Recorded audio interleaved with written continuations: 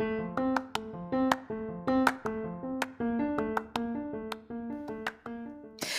there, and welcome to the daily podcast where wisdom smacks us with kisses or love taps.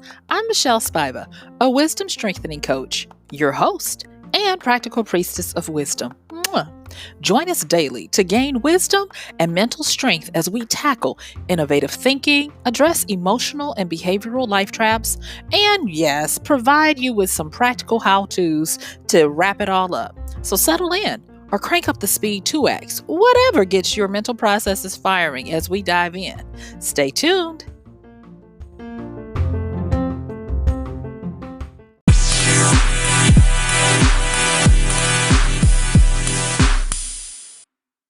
Yay!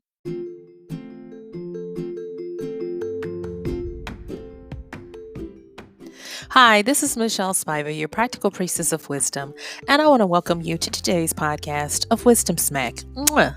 So yesterday, we talked about finding your focus and concentration, and we got a lot of response and feedback from that, and I'm glad you enjoyed it. And so today, we're going to be talking about how to, now that you know how to find it, let's talk about how to expand it and grow it. So join me on the flip as we actually get into growing your concentration. I'll see you soon.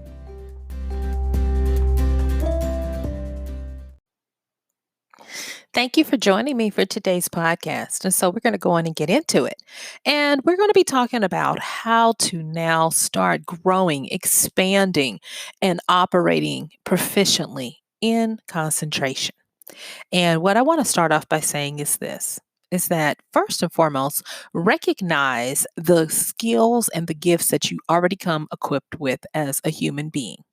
And those skills and gifts include the ability to command certain things in your environment and within yourself. For instance, you can command yourself to get into the state of concentration. And if you then obey that and start focusing on concentrating, you will, and be consistent about it, not giving up after a while or some days or weeks, guess what will happen? You will obey your own commands. I know it's freaky, I know, but it is a psychological trick that is available to every one of us and that many people use. And I want to make sure that you have that insight and that wisdom to be able to use it as well. And then here's another one that as a skill, you can command your environment to support your goal. And I like the way Paulo Coelho uses it in his fictitious rendering of the book The Alchemist, where he talks about every time the main character wanted to do something, the mentor in the book reminded him that when you do things that are in accordance with your greatest desire, he said this famous part that the universe will conspire to make it so. And I have put that to the test, and I can tell you, I have seen miracles. I have seen things happen for me and to me that observers and people around me are always in awe. I have people that think I must be a cat because they're like, oh my gosh, you always land on your feet. I can't believe these things happen for you. And it is because of tapping into these things that we all have. We all have this ability to be the sovereign when it comes to ourselves and our lives. Okay. And so understanding that there are certain things that you can do. They might not make sense to you. And do you really need to know the mechanics? There comes a time when you probably just want to get the outcome.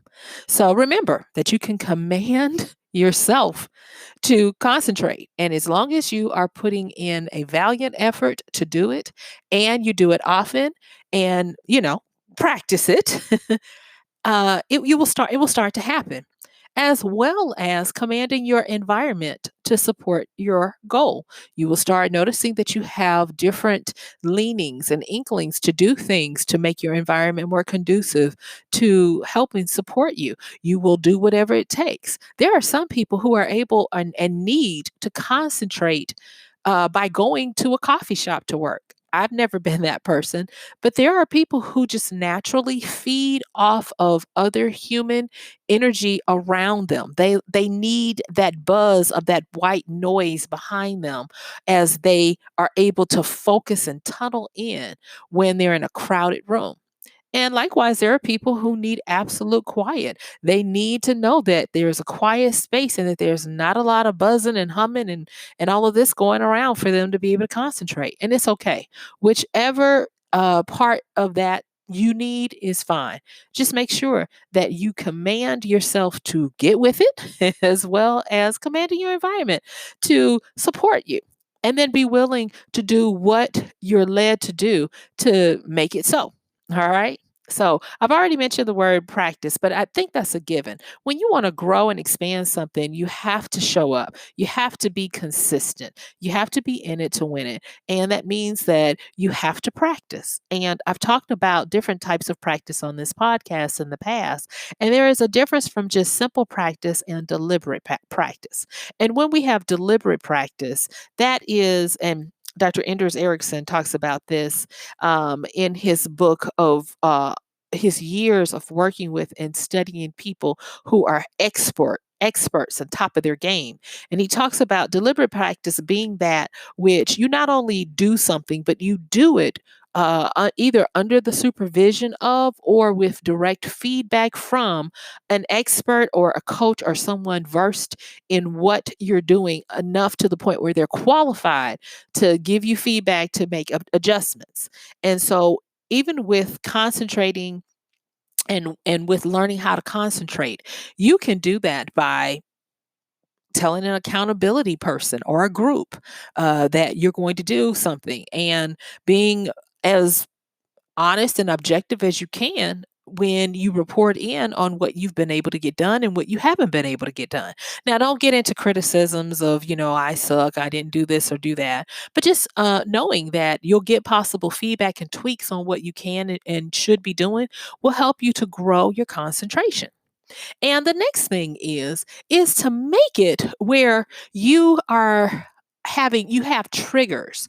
And I've talked about this in the past. There is this very popular book called Hooked, and by Nir Eyal, and he is it. Well, let me just say. I was going to say something about business, but this is not about business. He has a four-step process to help you understand how to create addiction to something. And he was gearing it towards companies who wanted to get customers to feel like they must use their products.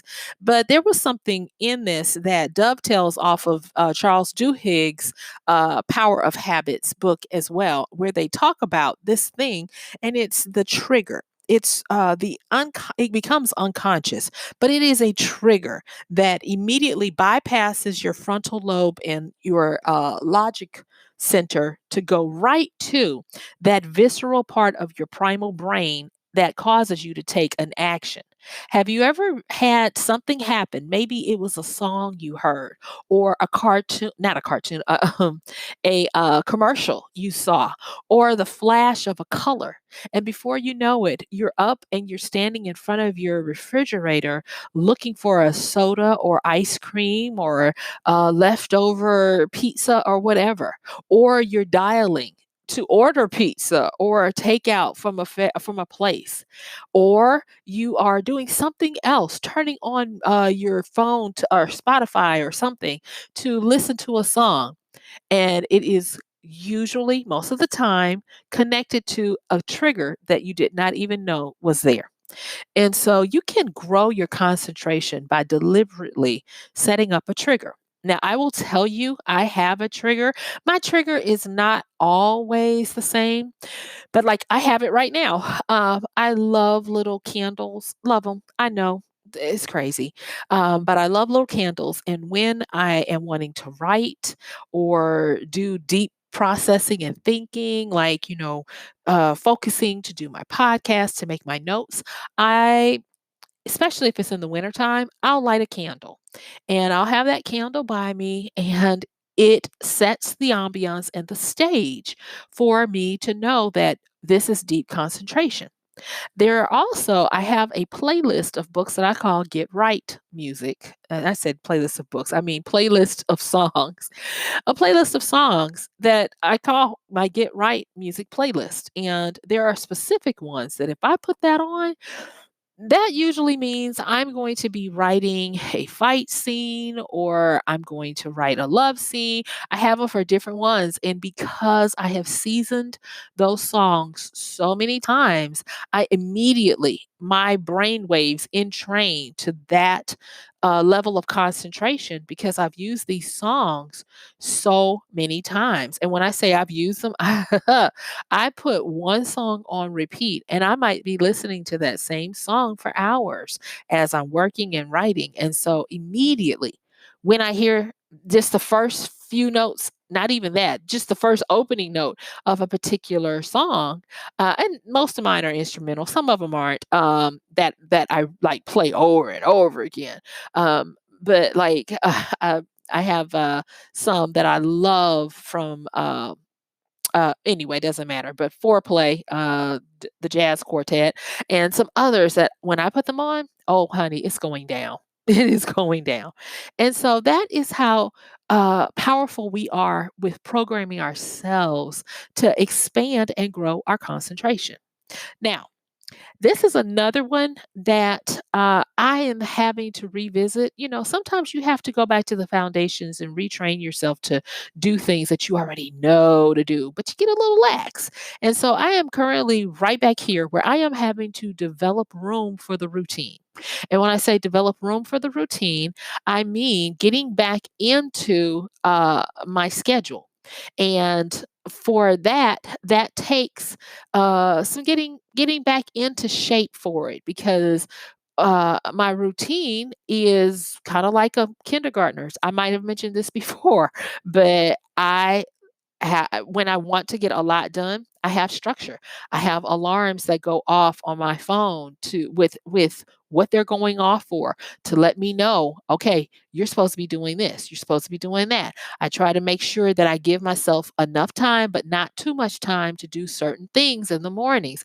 I'm starting to understand and look at how I'm changing for my brain waves of what I can get done. It used to be I was really able to be a night writer. Writer, not writer. And I wouldn't start writing until midnight, not midnight, but later in the evening and just have all day sessions and would just knock out a whole bunch of words. But now it has shifted to where it's morning writing. And so getting into making room for my ever-changing routines because we are change.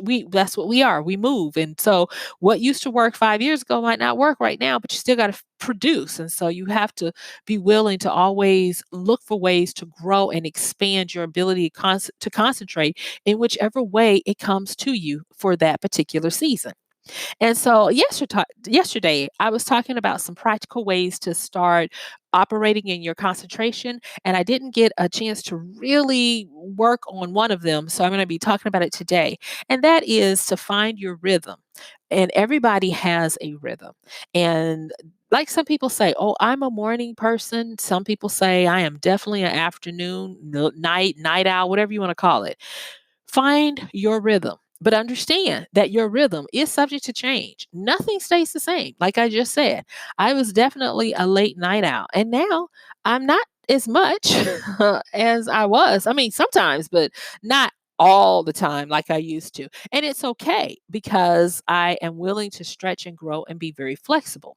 So once you find your rhythm for that season, make sure that you do what you can to work with it and not against it. And to work with whatever your rhythm is, it means that you need to treat that time very precious. So for me, and I found that this is it's not categorical, but for a lot of people, this is the same. And say it's the golden 2 to 4, meaning that when you find your sweet spot of productivity, it's going to be anywhere from 2 to 4 hours where you have absolute high productivity of what you're able to achieve. And you need to guard and protect that time. And so once you figure it out, like I said, when you figure out what time of the day you're going to be the most productive, guard it with your life and treat it with the specialness it deserves. Protect it, honor it, and make sure that if you need to, educate other people on this being your golden time of the day, and do what you can and what you will during that time. Don't squander it. And it's going to even take practice to not squander it, because during your golden time, oh, I can tell you, your everything is firing and synapting and all this kind of stuff, and you're feeling great and you're feeling like you can do some things. And so just make sure that once you are in that time, you don't find yourself being distracted and going here and there and opening up all this stuff, and not being focused on the one thing that we talked about from yesterday. Now, here is something that I found to be very cute, and it's called JOMO. Now, you might be familiar with FOMO, and FOMO stands for fear of missing out. But JOMO is quite different, and it is something that I'm going to encourage you to use to grow your concentration.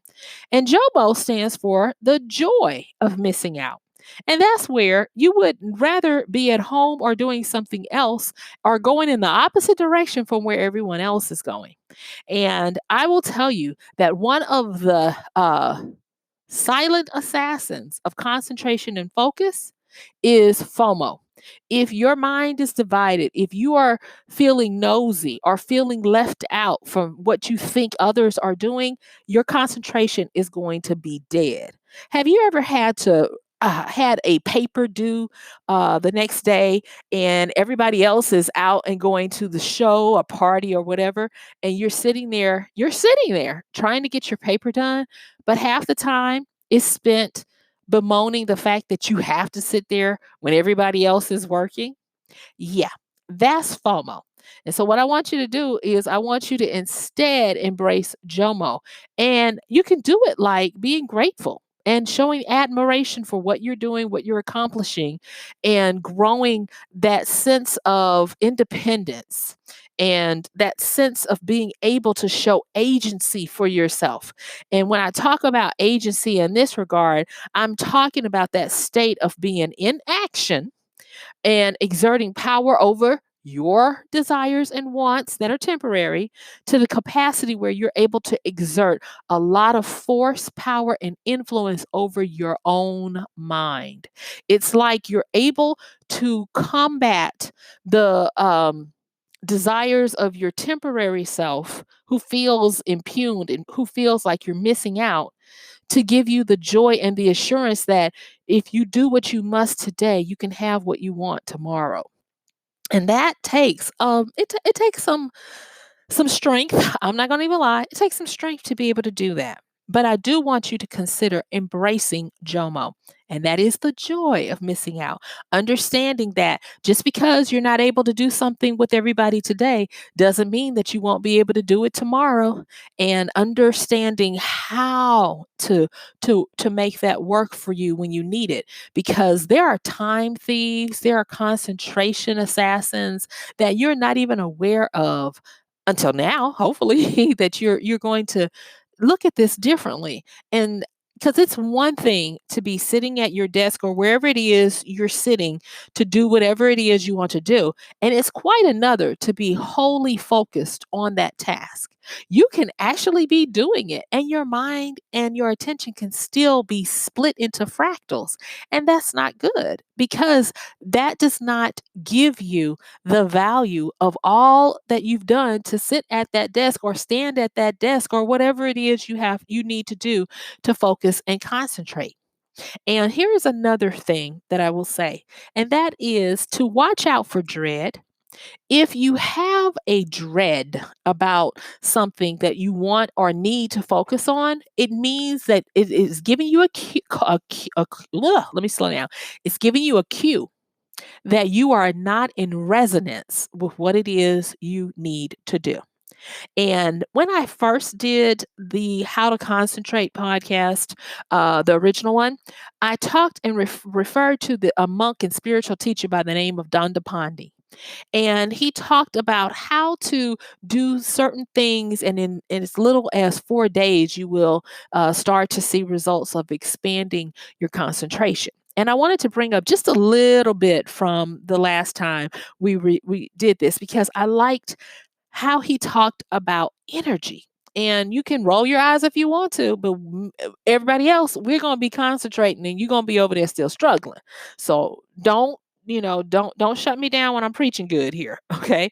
But the understanding is comes from something that Tesla even said, that if you would understand anything about where we exist, you would understand that life is composed of three things, and that is going to be energy, frequency, and vibration. Yep. Okay. And with that, managing energy is going to be something that is important, not important, it's mandatory if you're going to be able to continue to grow your concentration. And so, when we want to expand our concentration, grow it, like I've been talking about, when you want to overcome FOMO, when you want to make sure that you can be consistent in your practice and that you can truly command yourself and your environment to get with the goal at hand, the first thing is to understand that your real goal in trying to expand your concentration is going to be this, that you're going to figure out the frequency or the energy and vibration of what it is you want. And then guess what? You're going to get on that frequency.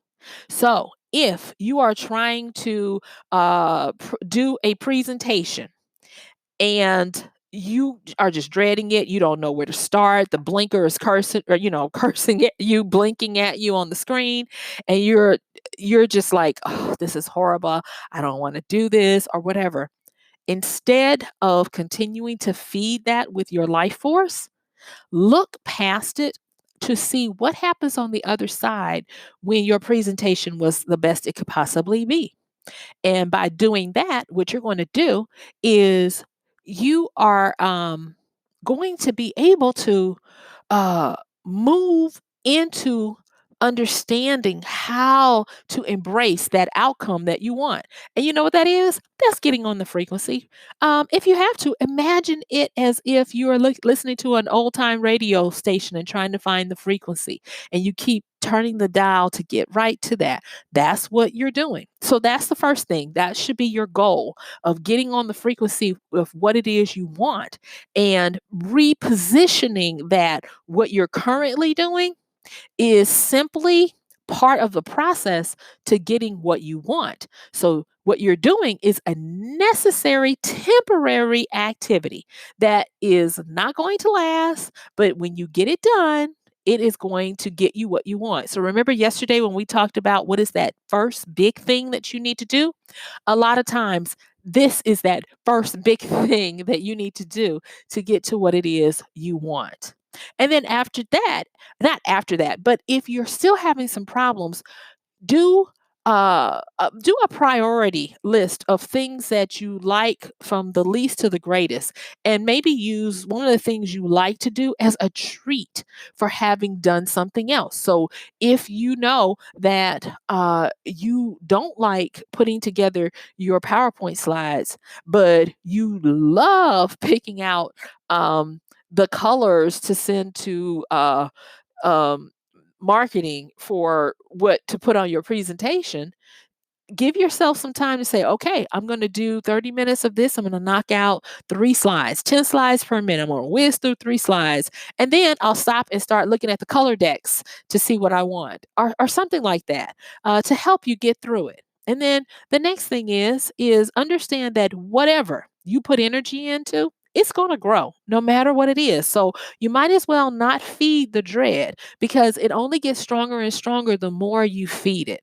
And realizing that your current life of whatever you have is a manifestation of what you've already put energy into. So I'm going to give you 3 little things that I talked about the last time on how to manage this energy to help you to be able to expand and grow your concentration. So here they are. The first thing is to stop hemorrhaging your energy. Start paying attention to where your energy is flowing and stop it if it is not conducive to supporting you. If it is not in adherence with helping your commandments come true of what you want. The next thing is be stingy with it. You need to conserve it. And when you talk about conserving your energy, meaning you stop all of that FOMO, having your mind divided in the back where you're lamenting what you could be doing that's way funner, even if it's not with people. Stop thinking about those reruns on Netflix or Showtime or HBO or whatever it is you like that you wish you could be watching. Don't do that. Conserve your energy. And then the third thing is accumulate it. With all of that conservation that you're going through, accumulate the energy so that when you do get enough of this energy by being so focused on the one thing to get it done, you can take that accumulation and then guess what, you can put it into what you want to grow more of in your life, and that way you're able to go grow by leaps and bounds. You see, concentration, when you grow it correctly, it starts to become a power and energy center in itself. It starts to be another battery for you so that you can grow further and do more. And then you become aware. Remember how I've talked about, if you've been listening to this podcast, I've talked about another podcast where you want to expand your awareness. And by doing these types of things of stopping the hemorrhaging energy, conserving energy that you don't need to be wasting, and even accumulating it, you'll become pure awareness. And instead of you thinking that you have a mind or that you are your mind, you will get to the point that when you're able to concentrate on this level, that you'll be aware of yourself moving through the mind. And when I say the mind, I'm talking about that universal mind, not only your mind. You'll be plugged back into the source to be able to grasp what you need and expand it. And you'll come through your projects or whatever it is you were trying to concentrate on. You'll be like, I don't know how I did that, or I don't know how I came up with that, or I don't know how I was able to work uninhibited for all of these hours. And it'll blow your mind. It really will. Because when you control where your awareness goes and you don't allow external forces to distract you, you become connected with the great all, the all knowing, all powerful, all beingness. And so concentration really boils down to keeping your awareness on one thing at a time. And as you learn to concentrate, you will start to learn that your self awareness and that your awareness of things that you never even realized before is going to become so acute that you'll almost think, oh my gosh, I must have superpowers because I didn't know all this existed before. I can't say enough about just focusing on the fact that you can grow and you should be growing and you will grow your ability to concentrate. Because when it comes down to it, concentration is at the core of all human endeavors and success. Yes, you will be able to become great at what you concentrate on. And I have seen it over and over again in my life and other people's lives. There have been skills and things that I absolutely did not have any aptitude for, but I decided to focus on it, concentrate on it, and make it a priority. And then I could do it in my sleep and got to the point where people were like, oh, teach me how to do that. And I've done that over and over again. And for me, I guess I'm a glutton for punishment, but just doing this very thing that I've talked to you about with growing your concentration, I've been able to take stuff that used to make me want to cry because I just wasn't good at it. And by not giving up, by rejecting FOMO, embracing a whole bunch of JOMO, of understanding and having the darn audacity to command myself and my surroundings to support my goal of concentrating, focusing, and getting better, it has happened. I embrace that saying from The Alchemist that says when you tap into your heart's desire, the universe conspires to make it so. And I believe it because I've received it and seen it so many times. And I want you to just be willing, if you will, to be willing to be consistent and pick just that one thing that it takes, that once you get that done, everything else starts to fall in place. And you'll look back and you'll be like, oh my gosh, I can't believe it. And remember that finding your rhythm, you'll be able to also figure out when is that golden 2 to 4 in your day.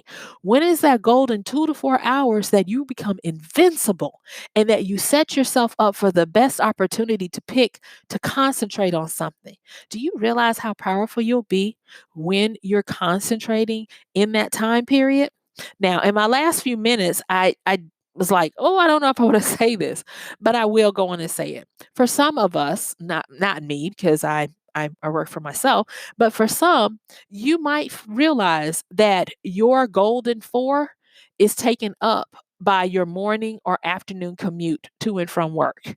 And if that be the case, because I have had a few clients who I've worked with on something similar tell me that they discovered that, what you need to do is be aware that there are apps that you can take advantage of. Get in the habit of turning off the music, turning off the talk radio, um, turning off even, the books, the audiobooks that we love so much, and making yourself some voice notes when you are in your commute and you realize that, yeah, this must be part of my golden 4. Make those voice notes and take the time to go back and download them off of your phone and take the meat, leave the bones, and you're going to figure out that you are going to come up with a whole bunch of goodness that you didn't even know was there, by just taking the time to not be daunted and not be hindered by the fact that you might be commuting during your golden time. So guess what? Yep. My time is up. I thank you for yours. This has been Michelle Spiva, your practical priestess of wisdom, with another podcast of Wisdom Smack. Mwah. Don't forget to like the show, share, comment, and I'm going to.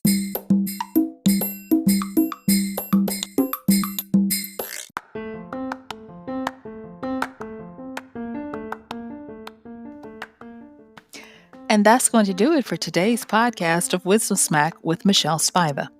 If you like this podcast, please help us get the word out. Like, comment, subscribe, and even share. And if you really like it, please help us continue to get the word out by considering using this show's link for Amazon. So when you want to go to Amazon and you do all of your general shopping, please use MichelleSpiva.com/AMZ. It's simple as that. It doesn't cost you anything extra, and this show might receive a little bit of commission that will go towards helping to further get these episodes out to you and to others. So thank you so much for listening. This has been Michelle Spiva with Wisdom Smack. Bye.